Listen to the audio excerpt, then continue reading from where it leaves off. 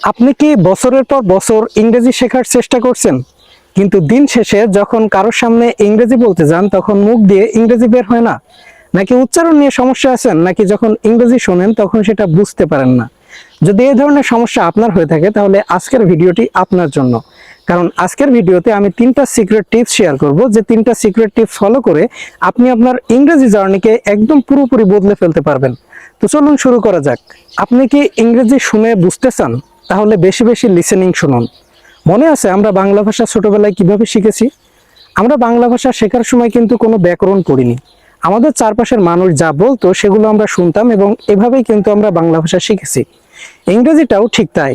আপনি যত বেশি ইংরেজি শুনবেন তত বেশি ইংরেজি শিখবেন এবং আপনার মস্তিষ্ক তত দ্রুতই ইংরেজি সেন্টেন্স প্যাটার্ন এবং ভোকাবুলারিগুলো ক্যাচ করতে পারবে।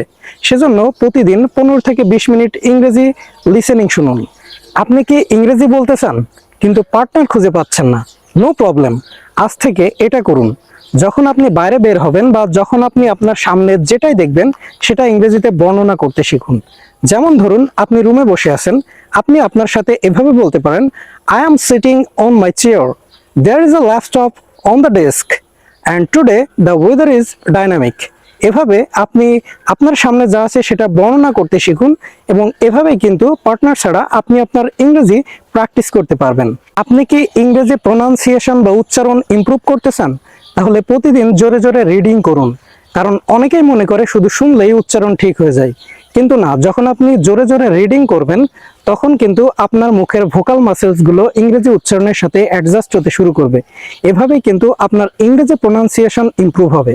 তো আপনি যদি এ ধরনের ভিডিও প্রতিনিয়ত পেতে চান তাহলে আমাদের পেজটি লাইক দিয়ে রাখুন। Thank you.